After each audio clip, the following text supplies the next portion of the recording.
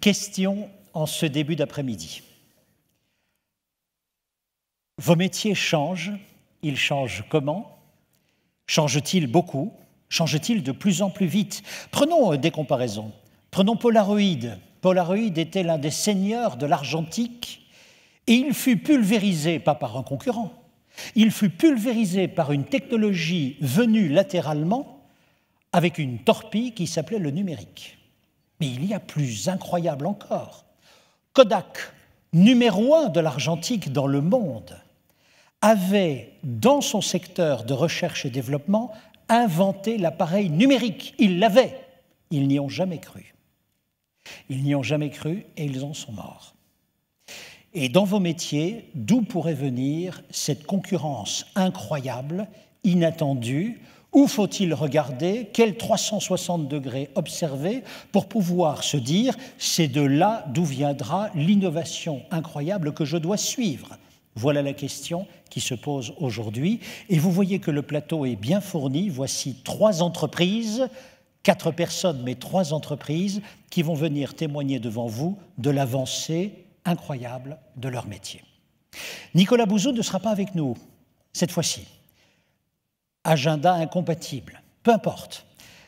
Néanmoins, nous sommes allés le trouver de façon à pouvoir lui demander un certain nombre d'éclairages précis. Le premier est le suivant. Vos métiers changent, certes, et en même temps, vous avez l'impression de vivre quelque chose de très inconfortable que l'on appelle la crise. Lorsque la crise dure 3, 5 ans, est-ce toujours une crise? Est-on vraiment dans une crise ou est-on dans une mutation? La différence, c'est quoi? La crise, c'est ce pic au moment où l'on croit que le malade va mourir ou guérir. Guérir veut dire revenir à une situation antérieure de pleine santé, ce qui signifierait en économie que l'on reviendrait du coup aux 30 Glorieuses, par exemple. Si c'est une mutation, on ne reviendra jamais en arrière. Et vous voyez bien que la perspective est complètement différente. Il va falloir faire avec ces choses nouvelles qui sont autour de vous. Question posée à Nicolas Bouzou. Est-on donc en face d'une crise ou en face d'une mutation? Rien que le titre de son dernier ouvrage, « On entend l'arbre tomber, mais pas la forêt pousser », donne déjà une idée. Nicolas Bouzou.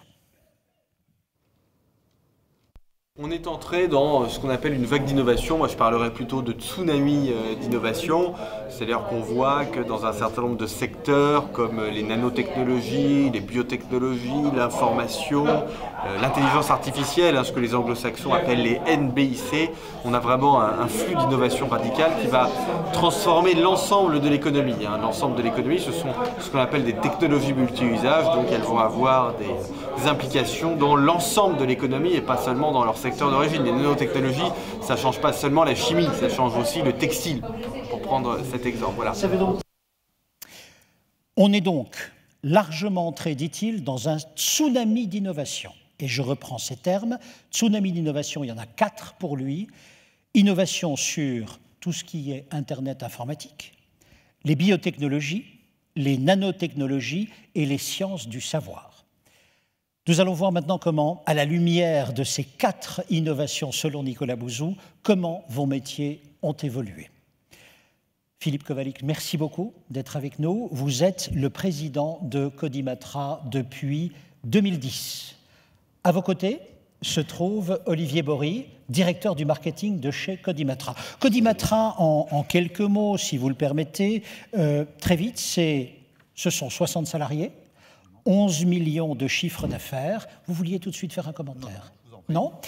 Voici ma première question. Depuis 35 ans, Codimatra, et c'est son métier, c'est sa spécialisation, déconstruit des machines pour pouvoir vendre des pièces détachées ou des organes reconditionnés. C'est comme ça qu'on dit? C'est tout à fait reconditionnés. Au tout début, votre métier, il était apparenté plutôt aux casses de voiture? On peut le dire également. Parlez comme bien ça. dans le micro, oui, tout près, tout près. Je rapproche le micro.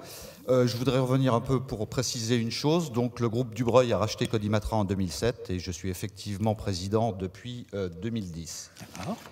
Je reviens à votre seconde question qui concerne le métier de Codimatra. Donc, le métier historique de Codimatra depuis 35 ans est d'acheter des machines, de les déconstruire et de vendre donc des pièces. Effectivement, à l'époque, où ces dernières années, c'était bien plus artisanal que ça ne l'est aujourd'hui. Voilà, tout près, tout près. Tout près, Super. voilà. Donc notre métier ressemblait, comme vous le disiez, assez fortement à celui de casseur de véhicules. Donc Codimatra se contentait de stocker des machines, de les déconstruire à la demande et de revendre bien souvent, je dirais, les organes en l'état. Et je dirais également assez souvent à une clientèle qui était plutôt une clientèle de PME qui achetait ces pièces ou organes uniquement pour des raisons économiques. Soyons très clairs, on a une vieille machine, qu'en faites-vous à l'époque? Qu'en faisiez-vous à l'époque? Eh bien, je dirais que pour nous... On la décompose, on la démonte? Dans tous les cas de figure, nous déconstruisons la machine. Mais pour nous, que ce soit une machine ancienne, une machine récente ou une machine neuve accidentée, le traitement est absolument le même. D'accord. Pour être clair, une machine qui arrive chez Codimatra, systématiquement donc, est dépolluée, déconstruite, et nos techniciens experts donc, analysent chacun des organes et on recycle ou récupère finalement l'ensemble des organes qui sont dignes d'intérêt. Il est bien évident que certains ne le sont pas parce que détériorés ou sans intérêt de recyclage. Et ce métier s'est poursuivi de façon heureuse pendant de nombreuses années. 2007, que décidez-vous? Eh ben, 35 ans, façon heureuse, vous l'évoquiez, donc ça a duré 35 ans et ça dure encore, et pour longtemps je le souhaite. Précisément, donc en 2007, quand le groupe Dubreuil a racheté Codimatra, l'objectif était de mettre en place très clairement un process industriel pour la déconstruction, mais non seulement industriel, j'irais également éco-convenable. C'est-à-dire, expliquez-nous. Alors, un process industriel et éco-convenable. On va commencer par la partie industrielle. Aujourd'hui, nous travaillons avec une usine qui couvre 10 hectares de terrain. Nous avons 14 hectares de stockage des machines. C'était pas le cas avant. Hein, C'était pas le cas avant. Il faut dire les choses clairement. Donc, l'activité était répartie sur une dizaine de sites, j'irais dans des conditions moyennes pour être simple. Aujourd'hui, donc, c'est 14 hectares de stockage où on retrouve à peu près 700 machines encore en stock. Donc, tous les parcs sont drainés complètement. L'ensemble des terrains ont été aménagés de façon à préserver donc l'environnement. Concernant l'usine que j'évoquais, à l'intérieur de l'usine, on a 5 ateliers dédiés, l'un pour les moteurs, l'autre pour les vérins, pour l'hydraulique, pour les transmissions. Et en finale, nous avons des bancs d'essai également pour sortir donc, les organes que nous expédions à nos clients. Est-ce que ça veut dire qu'avant, excusez-moi, mais avant, vous n'aviez pas ces 5 ateliers bien précis, bien définis? Non, c'était de pas façon, comme ça. je l'évoquais, donc c'était fait de façon beaucoup plus artisanale, alors que là, on a vraiment mis en place un process que vous pourrez découvrir tout à l'heure dans un film qui vous sera présenté, qui sera bien plus éloquent que moi, mais très clairement. Donc, mais voilà la stratégie. C'est la stratégie, donc, tout à fait. Vous m'avez dit process industriel, mais vous avez ajouté éco-convenable. Et vous avez dit simplement là-dessus, je reprends, on a la préservation du terrain, c'est ce que vous avez dit. Rien d'autre? C'est la première étape. Donc la deuxième étape, nous avons des ateliers qui aujourd'hui fonctionnent, j'irai encore une fois, bien du micro. Avec un certain nombre de règles de sécurité qui ont bien évolué. Je reviens donc à la préservation de l'environnement. Toutes les machines qui arrivent chez nous sont systématiquement lavées, dépolluées avant d'être déconstruites. Nous récupérons systématiquement l'ensemble des liquides que nous retraitons. Nous retraitons également et nous recyclons donc les pneus, les batteries, enfin tout ce qui est polluant. De nouveau, cela ne se faisait pas systématiquement comme cela avant. Absolument pas. Nous voilà donc en 2007, veille de 2008-2009. Qu'arrive-t-il sur ces deux perspectives, sur cette stratégie que vous mettez en place en 2008-2009 ? C'est justement, enfin, c'est globalement dans notre métier de la distribution, de la location, globalement dans le métier du TP de la construction, l'arrivée de la crise. Et je dirais, il s'est passé deux choses finalement contradictoires. Je dirais d'une part la recherche de chacun d'entre nous, chacun d'entre vous, je dirais, de solutions économiques pour maintenir les machines de production en état. Donc ça, je dirais globalement, ça a été favorable pour l'activité de Codimatra parce que bien des entreprises qui n'avaient jamais eu recours à la pièce d'occasion se sont tournées vers pièce d'occasion dans un souci économique. D'accord. Mais dans le même temps, la crise étant arrivée, il s'est trouvé que globalement, le niveau d'activité des machines, les nombres d'heures effectuées ont plutôt réduit. Une machine qui ne tourne pas ne casse pas, donc ça a un peu réduit l'effet du premier point que j'évoquais. Jusqu'en 2013, Olivier Bory, je rappelle que vous êtes directeur du marketing chez Codimatra. Que se passe-t-il en 2013 d'exceptionnel?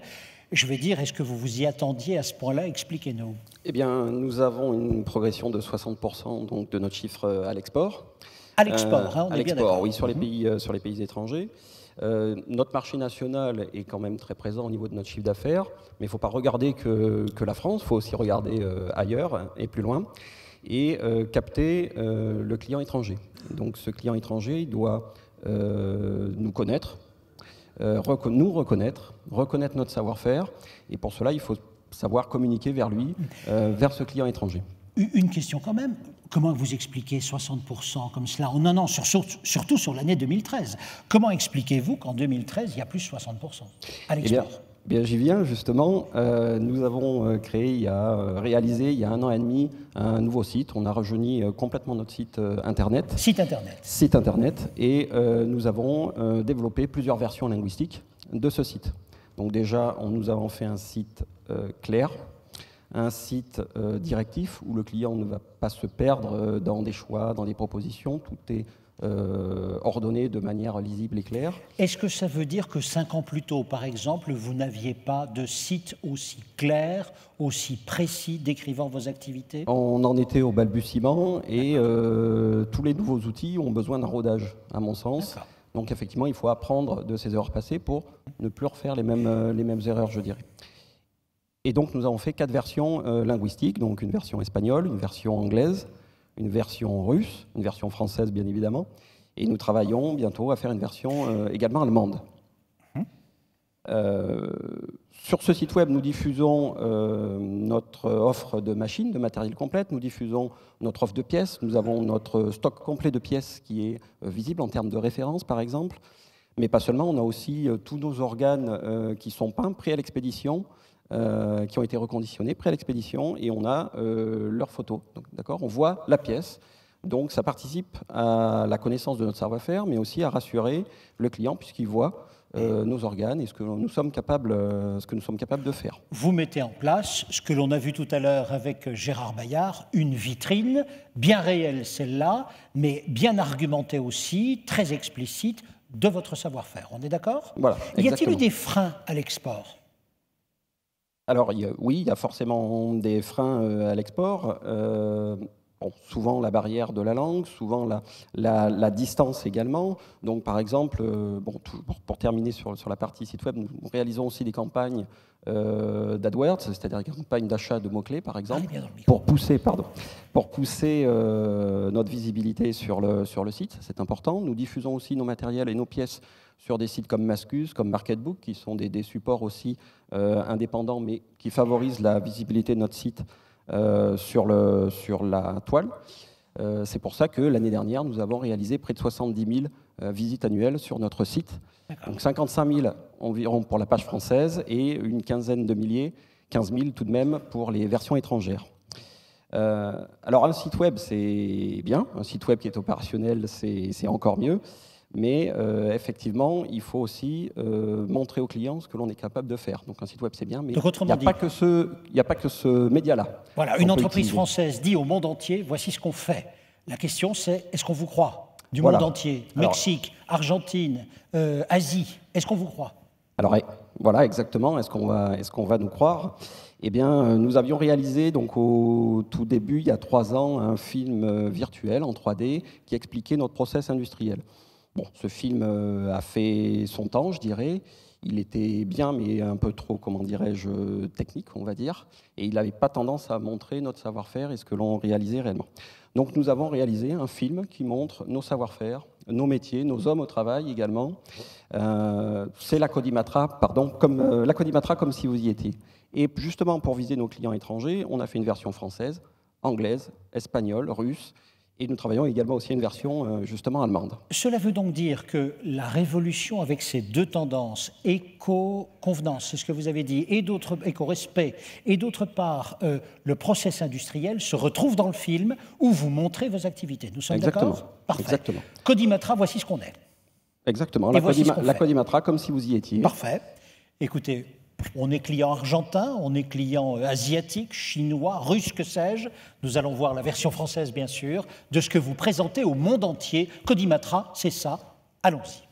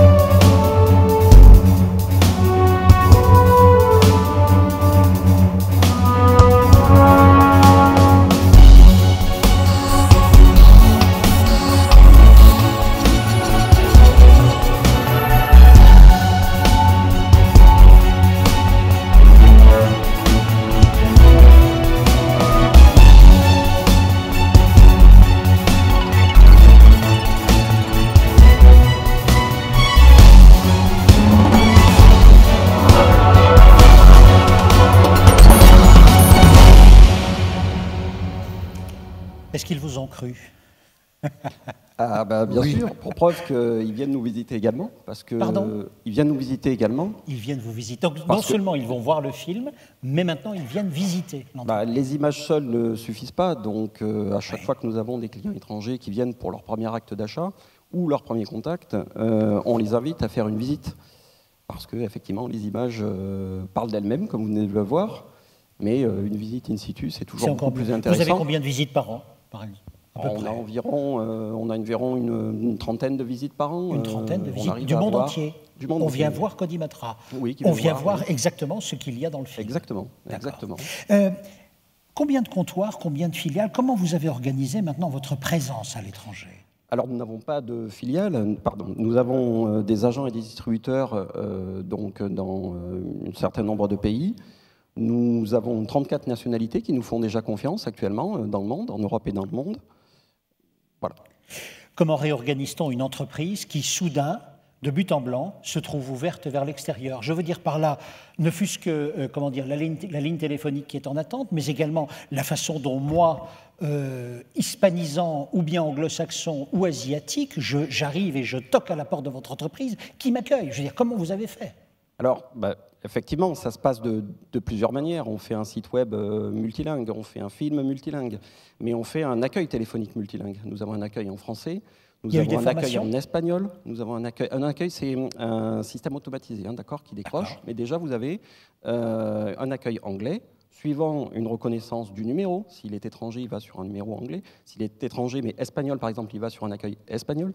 Et s'il est naturellement national, il va sur un accueil français. Est-ce que néanmoins, il y a eu en plus des formations à l'intérieur de l'entreprise? Donc nous avons formé nos personnels à l'accueil, nous avons formé nos commerciaux donc à l'anglais, qui est quand même la langue du business, comme chacun sait. Mais pas seulement, nous avons aussi recruté des équipiers qui sont d'origine espagnole, par exemple, ou même ukrainiens pour la partie russophone. Donc nous avons des équipiers qui parlent russe et qui parlent ukrainien pour accueillir ce genre de clients. Et du coup, vous rencontrez d'autres problèmes ou d'autres enrichissements tels que l'interculturalité, des choses comme ça, tout se passe bien? Je dirais que ça se passe d'autant mieux lorsqu'on choisit quelqu'un qui est d'origine espagnole ou russe, puisqu'il a non seulement la connaissance de la langue, qui est bien, mais il a en plus l'appréhension et la notion de culture. Donc les us et coutumes d'un pays qui servent aussi forcément dans le commerce. Donc résumons, premier chiffre, plus 60% à l'export, voici tout ce que ça signifie. Deuxième chiffre, vous avez dit, en 2013, plus 7% sur la pièce détachée ou sur l'organe. Ça change quoi? Quelles conséquences pour l'entreprise?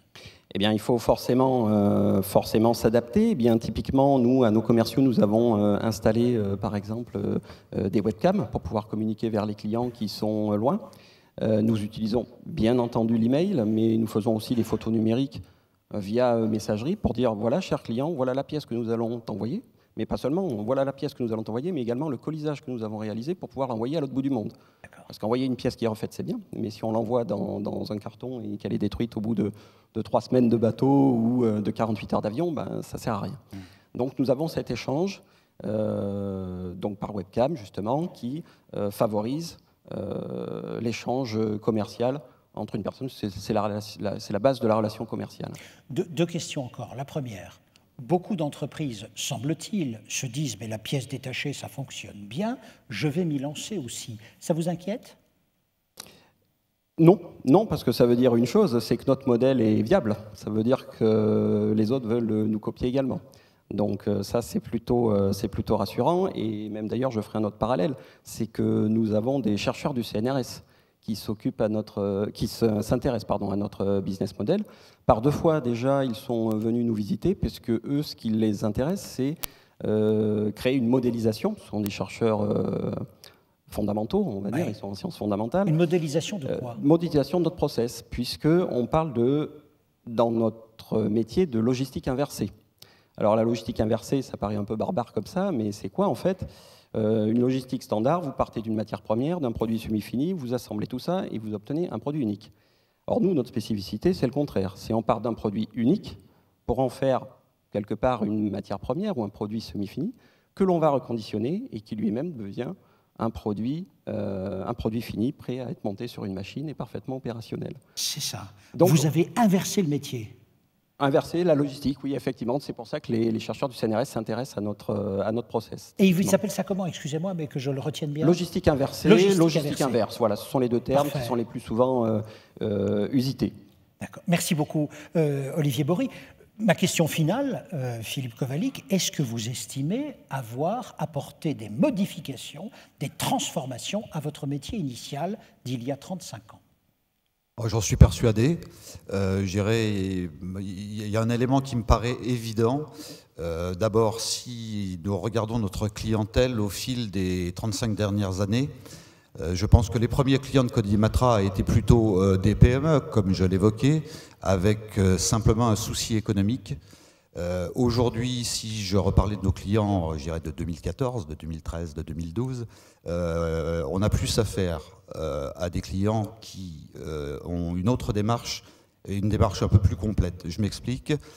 Nos premiers clients aujourd'hui sont les concessionnaires. C'est dire une chose extrêmement importante. D'abord, ils font confiance à la qualité Codimatra, c'est la première chose. Donc c'est une solution au travers de Codimatra, je dirais, pour des problèmes assez réguliers de disponibilité ou, encore une fois, problème économique. La deuxième clientèle, je dirais, ce sont les groupes nationaux.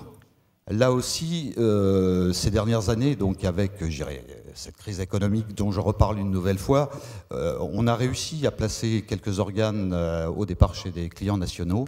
Et je pense que la qualité de nos produits est reconnue, ce qui fait qu'aujourd'hui, les groupes nationaux viennent vers nous. La troisième clientèle évoquée par Olivier à l'instant, c'est la clientèle étrangère, et aujourd'hui avec un succès à l'étranger de l'ordre de 25%. Et je dirais, les derniers, mais pas les plus mauvais, et ceux qui constituent également la clientèle finalement la plus nombreuse de Codimatra, ce sont toutes ces PME qui continuent à venir régulièrement chez nous. Olivier Bory, Philippe Kovalik, merci beaucoup pour votre témoignage à la tête de Codimatra, et on peut les applaudir. Merci à vous. Merci beaucoup.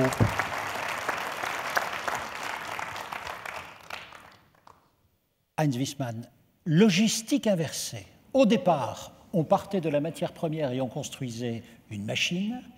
Avec la machine, on construit désormais soit des organes, soit des pièces détachées. Est-ce que dans ce processus quand même d'innovation, où on change la logique des choses, est-ce que ceci vous inspire un commentaire?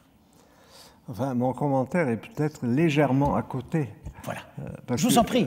Quand je suis venu à la tribune, j'ai été très, très frappé par le décalage qu'il y avait entre la présentation d'un travail qui s'inscrit dans le temps qui est le temps du progrès, c'est-à-dire qui prend du temps, parfois 3 heures, c'était affiché, et ça a été présenté pour le rendre attractif à une vitesse invraisemblable, 3 secondes par processus de 3 heures.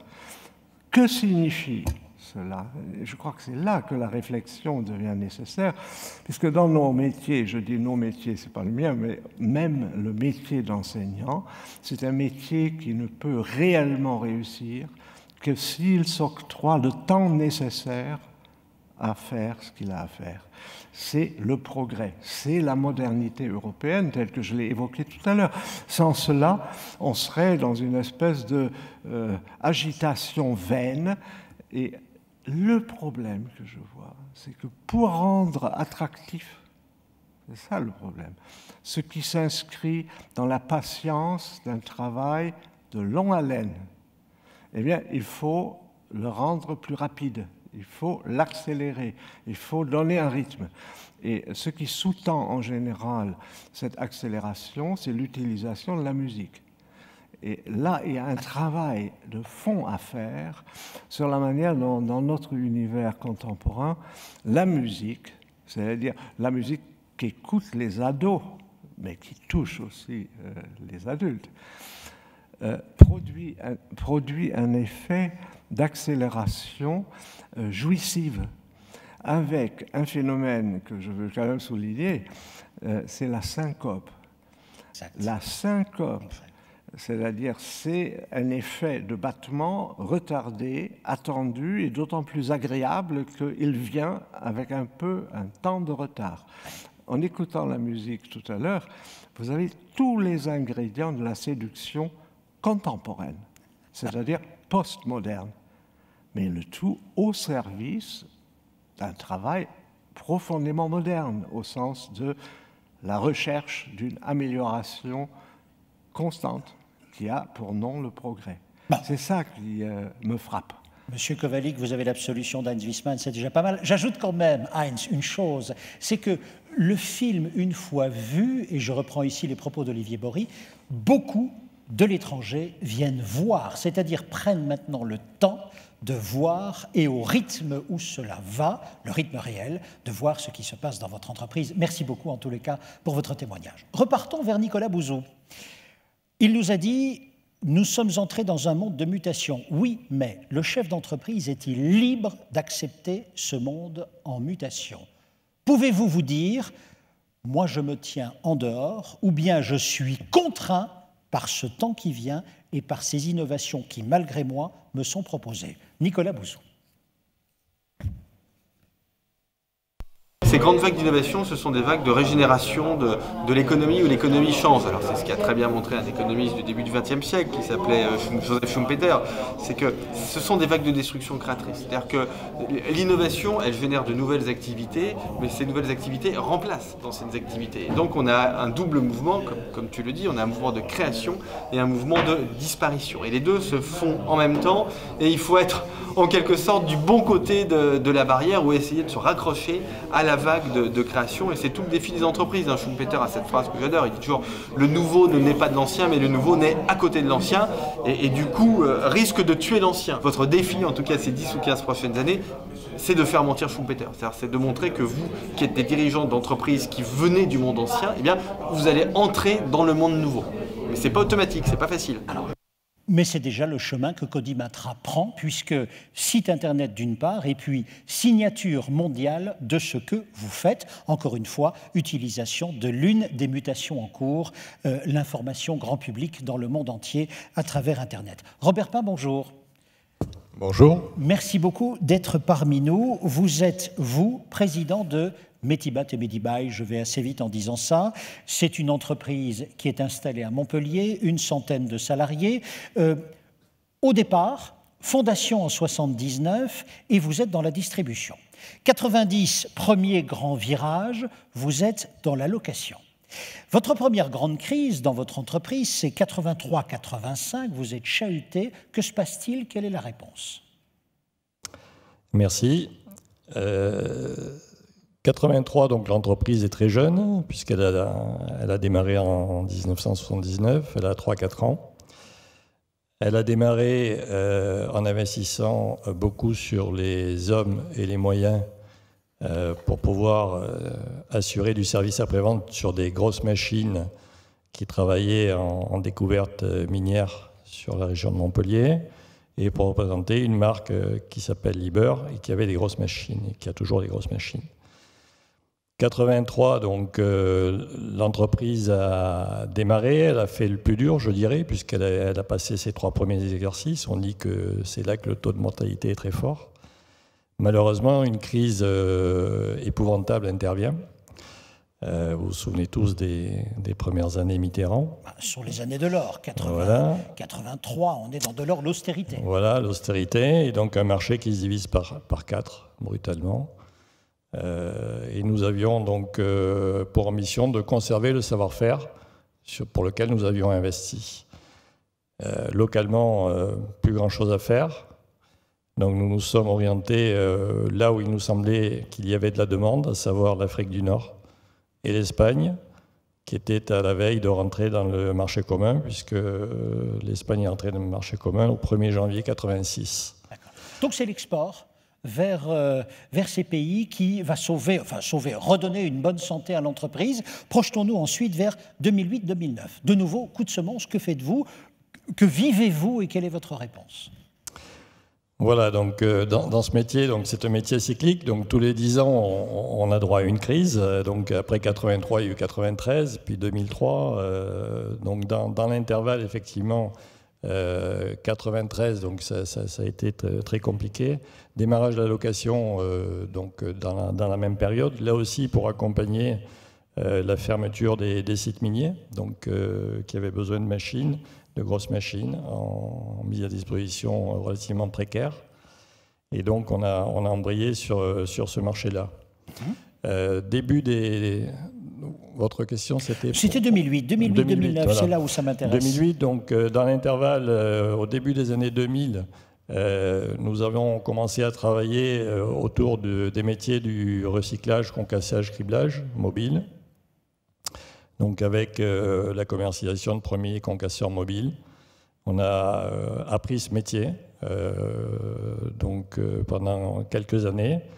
Et puis la crise intervient de 2008, celle que tout le monde connaît, celle qui est au-delà certainement d'une crise, puisque tout le monde l'a bien expliqué, avec un effondrement du marché et des niveaux de marché qui ont rebondi certes depuis, mais qui restent relativement modestes par rapport au marché moyen qu'on avait connu avant la crise de 2008. Si je comprends bien, bien avant 2008-2009, vous aviez l'idée de partir sur une voie latérale, vous nous avez dit le recyclage. Après 2008-2009, c'est une voie plus assurée que vous suivez, c'est celle-là ? Tout à fait. Donc là encore, la crise fait que le marché disparaît. Le marché du matériel neuf se divise par 3 à ce moment-là en 2009.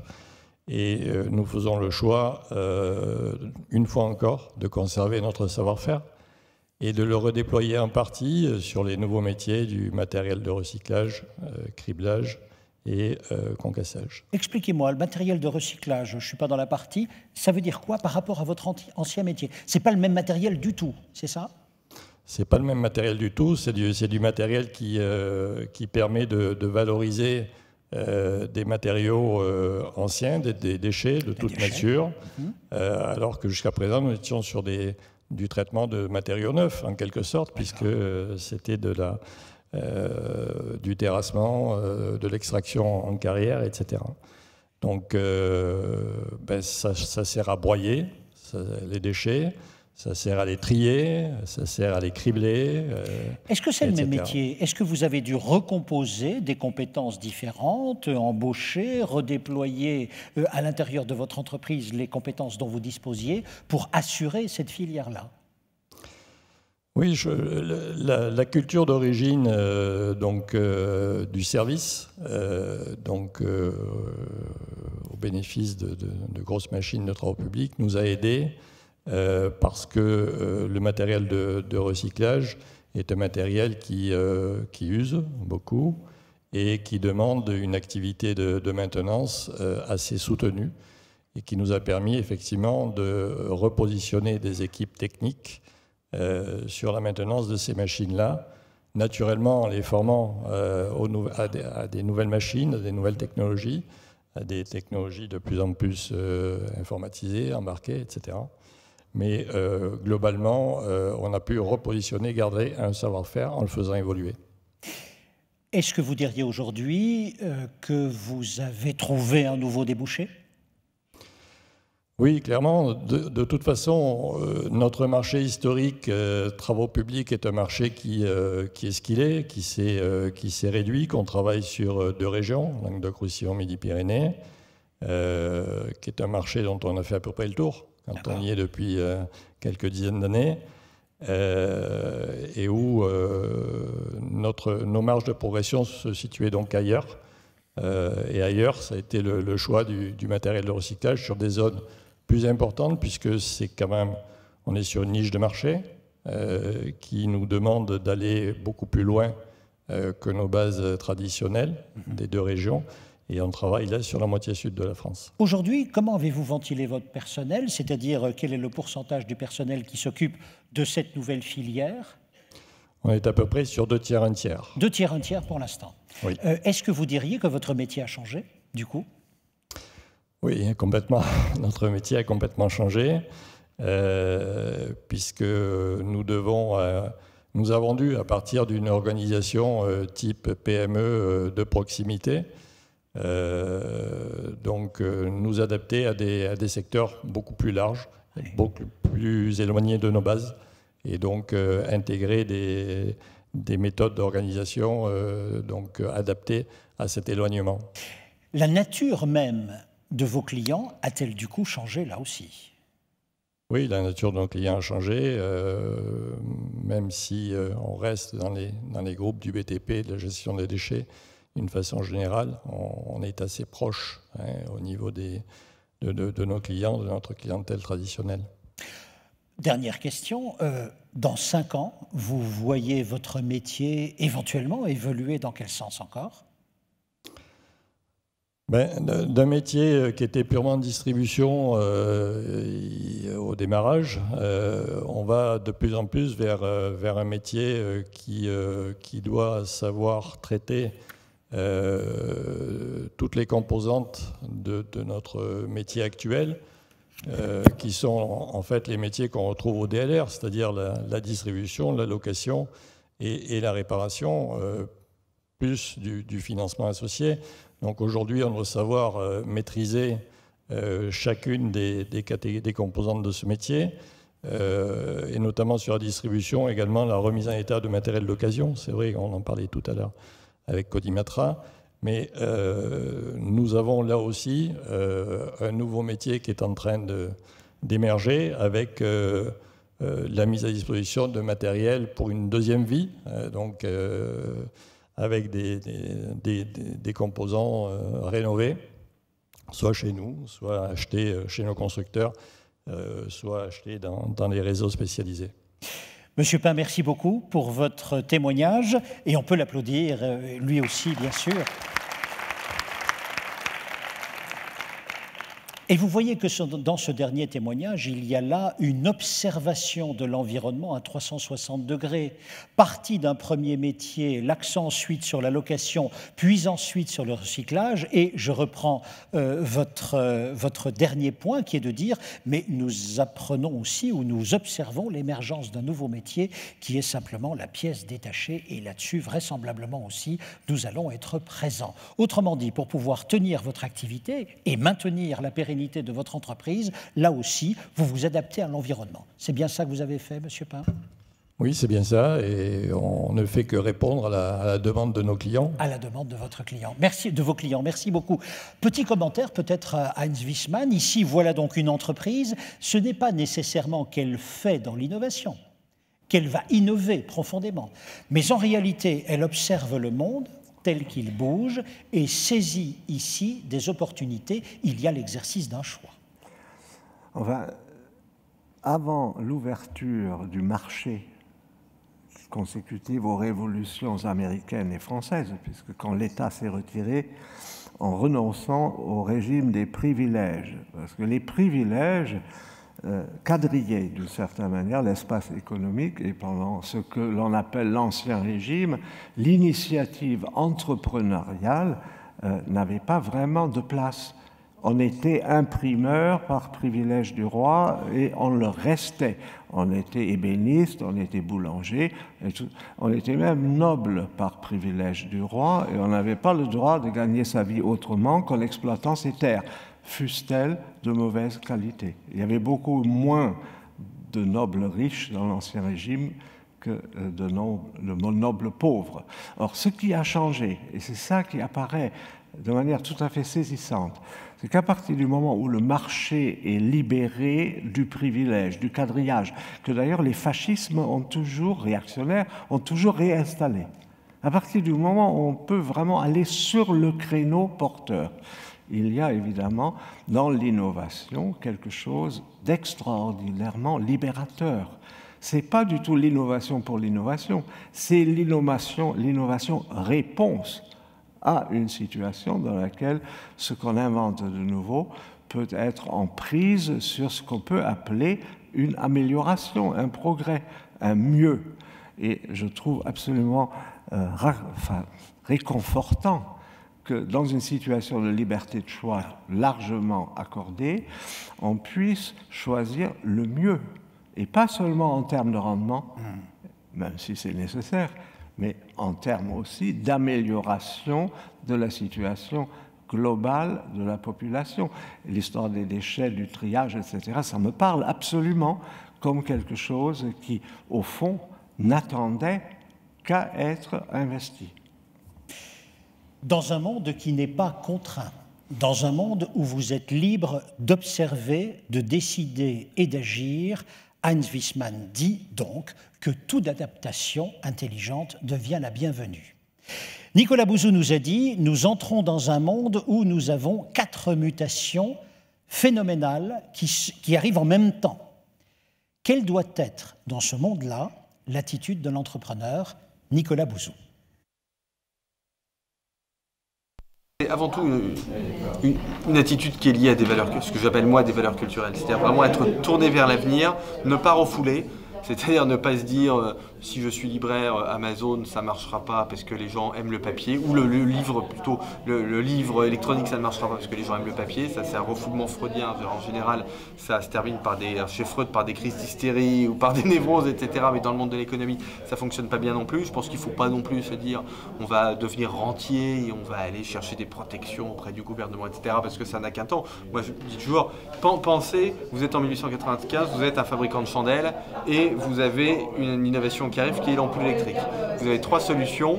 Première solution, allez demander l'interdiction des ampoules électriques parce que c'est dangereux. Deuxième solution, vous dire que l'ampoule électrique ça ne marchera pas parce que c'est dangereux. Troisième solution, vous dire je suis fabricant de chandelles. Au fond, le secteur de l'éclairage c'est mort, je vais aller dans le secteur de la décoration. Je conseille plutôt cette 3e stratégie. Il faut s'adapter, il faut innover sur une petite échelle, il faut essayer de procéder par un mécanisme d'essai et d'erreur. J'essaye, si ça ne marche pas, j'arrête, si ça marche, je continue et je développe. Et ça, je pense qu'il faut, notre devoir aussi, c'est de le transmettre aux équipes et c'est de bien montrer qu'on a une direction, qu'on a des valeurs. C'est pour ça que j'en ai beaucoup parlé, qu'on essaie de faire des choses qui sont bien, qu'on entre dans la nouvelle économie, que ce sera bon pour tout le monde. Parfait. Résumons. Là où les valeurs qu'il faut avoir, ce serait? Alors, je crois qu'il y en a 2 en réalité, j'essaie de les résumer.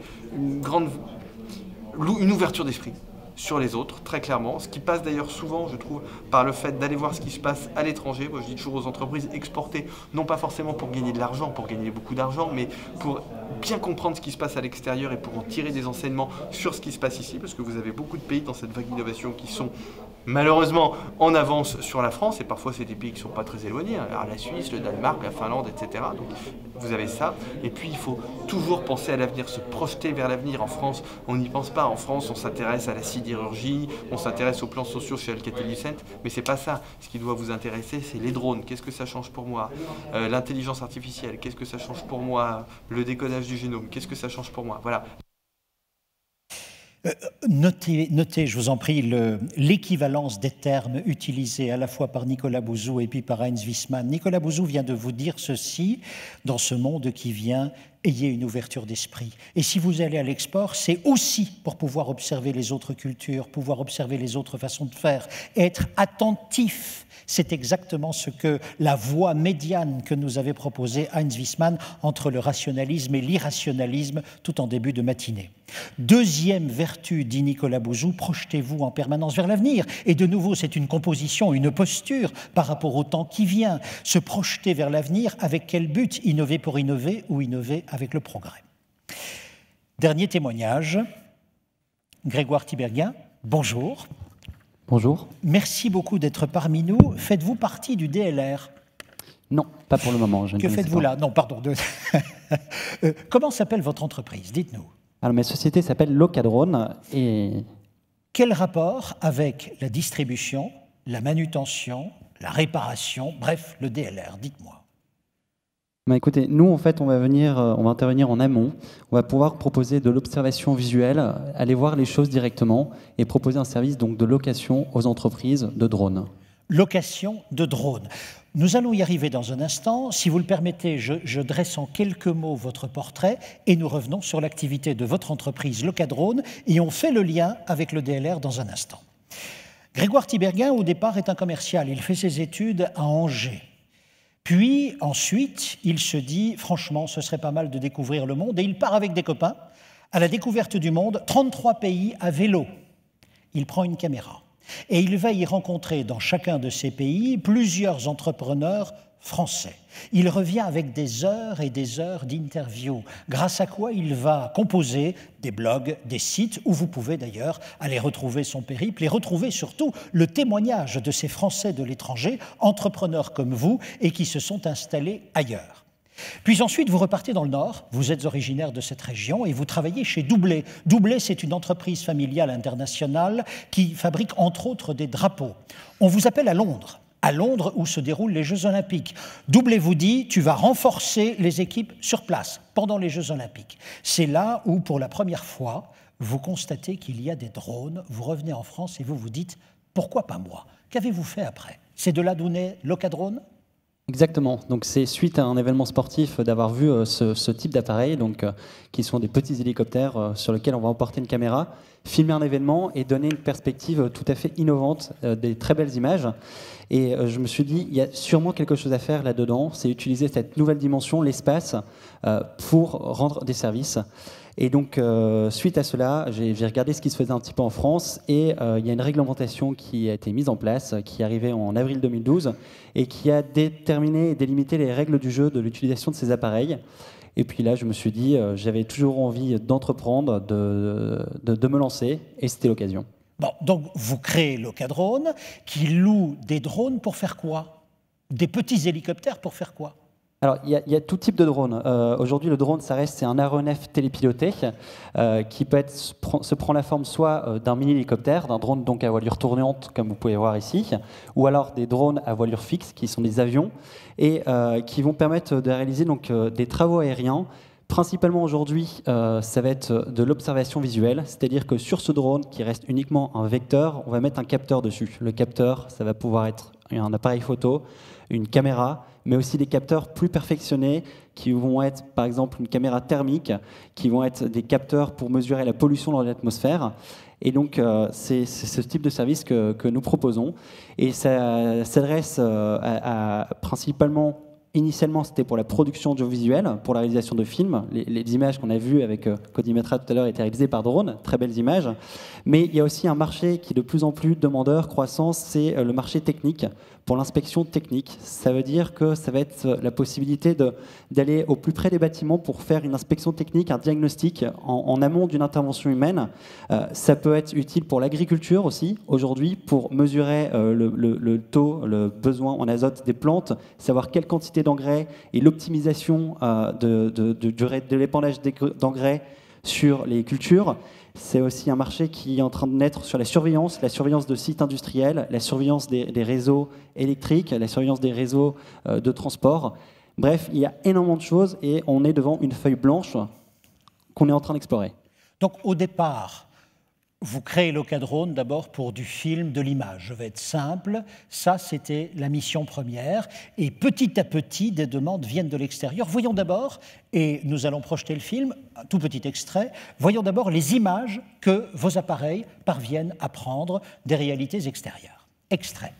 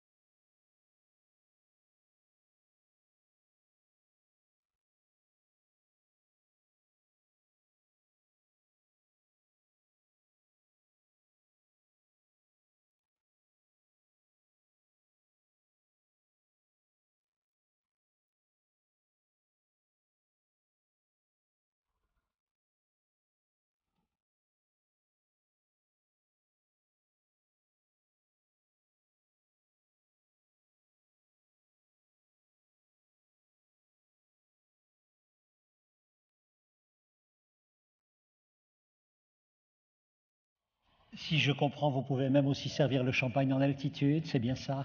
Tout à fait, exactement. Alors, voyons donc au départ des images, et puis ensuite vous nous avez dit, on me demande de plus en plus d'aller observer des chantiers, observer en altitude. Expliquez-nous, que devez-vous faire par exemple? Un marché très concret. Un marché très concret, ça va être par exemple des bureaux d'études qui vont nous consulter pour aller faire de l'inspection de ponts, dans le cadre d'inspections qui doivent être réalisées tous les ans, tous les 10 ans, et d'aller voir ce qui se passe sous les tabliers du pont, savoir s'il y a de la corrosion, savoir s'il y a ce genre de choses. Et donc, on va venir, avec le drone et le capteur, vérifier cela. Et après, derrière, le plus important, ça va être l'interprétation de la donnée. C'est-à-dire qu'on va non seulement recueillir la donnée, et derrière l'interpréter pour pouvoir que le donneur d'ordre fasse une intervention. Grégoire, est-ce que ça veut dire que pour un certain nombre d'opérations, votre drone fait concurrence à la nacelle? Que voilà. Non, je dirais pas du tout, parce qu'on aura toujours besoin de l'intervention humaine par la suite. Nous, on va intervenir en amont.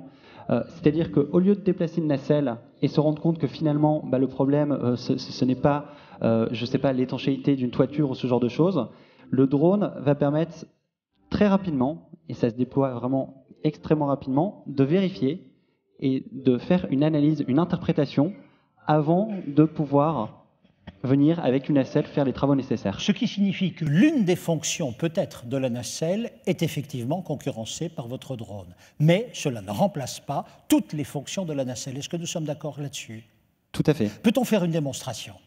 Écoutez, avec plaisir. Parfait. Je vous en prie, prenez place, allez-y. Parce qu'effectivement, j'ai demandé, évidemment, l'occasion était là, à Grégoire de bien vouloir venir avec un drone, de façon à ce que nous puissions voir exactement de quoi il retourne. Vous voyez qu'au départ, cela ressemble à un jouet d'enfant, 30 cm sur 30, ça marche avec des piles, ça a l'air vraiment rien de révolutionnaire là-dedans.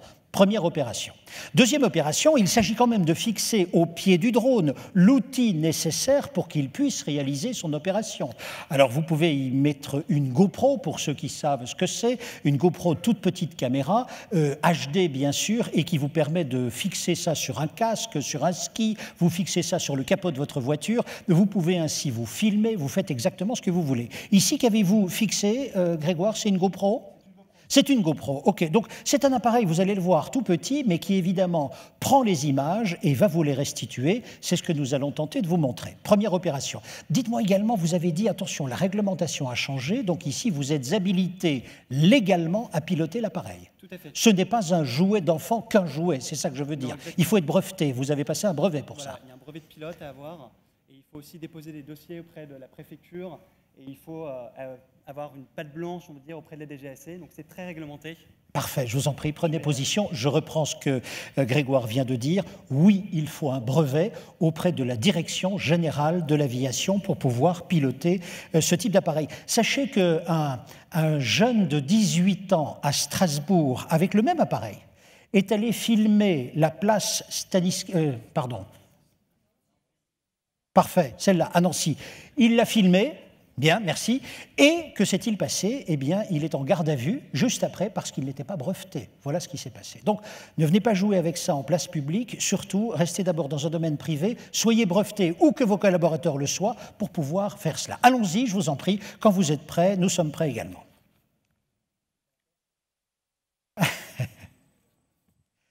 Alors, l'opération que je vous demande de faire, vous allez là-bas tout au-dessus et vous allez filmer là-bas tout au-dessus. Donc, voilà l'image, mais bon...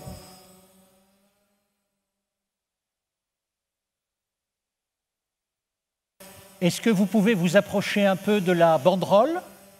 Parfait. Imaginons que ce soit un pylône, c'est ce que vous devez observer, c'est ça que vous réalisez. D'accord.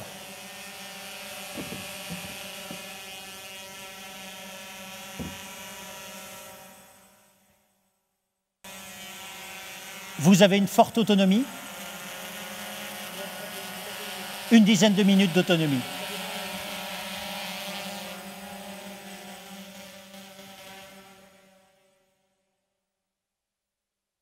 Merci beaucoup pour votre démonstration, on peut l'applaudir quand même, franchement.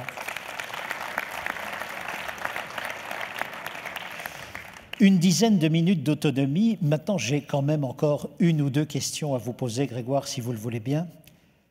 Quand vous serez prêt, je vous en prie, reprenez votre micro. Est-ce que vous avez déjà été contacté par des loueurs? Par des loueurs? Oui. Oui, alors on a déjà été contacté. On en a eu des rendez-vous notamment avec un loueur de matériel qui est ici présent parce que j'ai vu qu'il y avait des représentants Kiloutou notamment pour proposer ce type de service à des clients en tant qu'opérateur, en tant que prestataire pour eux. C'est-à-dire que, ça y est, déjà, vous commencez à avoir, non seulement sur votre site Internet, mais à travers d'autres opérateurs, un certain nombre d'expositions bien plus importantes que celles que vous imaginiez. Oui, tout à fait. Ça veut donc dire que c'est en marchant, c'est en faisant du vélo que vous tenez l'équilibre. Ici, c'est au fur et à mesure que vous voyez les applications diverses arriver sur votre drone. C'est bien ça? Exactement. Comment vous imaginez votre activité dans 2 ans? Bah écoutez, je pense qu'il va y avoir énormément de restructuration, enfin de structuration du marché plutôt, parce que les personnes se rendent compte qu'il est possible de faire énormément de choses. Et donc, le principal enjeu, ça va être de travailler sur les capteurs, d'avoir des capteurs de plus en plus performants pour pas uniquement prendre des photos et des images, mais aussi faire de l'interprétation des données. Et donc, c'est un marché qui est, à mon avis, promis un énorme avenir. Et donc c'est pour ça que ça attire aujourd'hui beaucoup de monde. Vous imaginez qu'ici, vous avez pratiquement tous les adhérents du DLR qui sont présents. Ils sont un peu inquiets quand même, si vous voulez, par l'activité que vous représentez. Merci beaucoup pour votre témoignage. On peut applaudir Grégoire. Merci beaucoup. Merci beaucoup. Nous étions partis, mesdames et messieurs, sur l'évolution de vos métiers. En voici 3.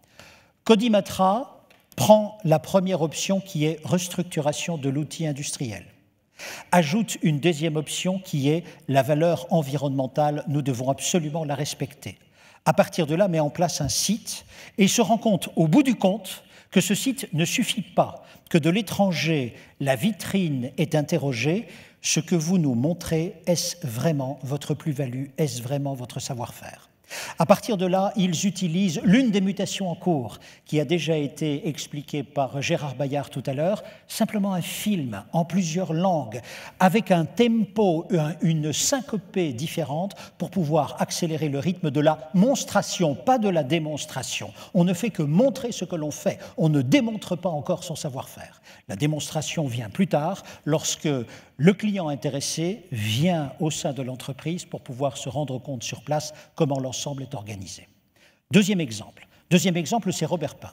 Robert Pin qui, lui, au fur et à mesure des 35 ans de l'existence de son entreprise, fait du 360 degrés non-stop. C'est-à-dire qu'avec sa longue vue, il observe le marché tel qu'il se présente, saisissant au fur et à mesure un ensemble d'opportunités qui partent de la location et puis ensuite qui, au fur et à mesure, se dirigent vers le recyclage. Pourquoi pas? Jusqu'à imaginer, lui aussi, la mise en place d'une unité qui ferait la revente de pièces ou d'organes détachés, reconditionnés. Dernier point, et ceci est une véritable rupture. Qui aurait osé penser à un moment donné qu'un objet qui vaut, combien vaut-il cet objet? Qui vaut 1 500 euros jusqu'à 50 000. Mais celui-là, on est sur 1 millier d'euros, 1 500 euros.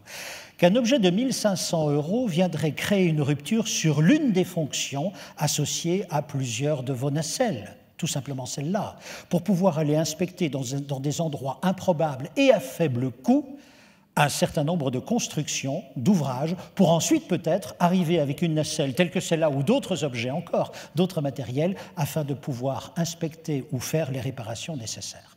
Voilà donc 3 évolutions de vos métiers. Que retenir encore? Simplement ce que vous a dit Nicolas Bouzou.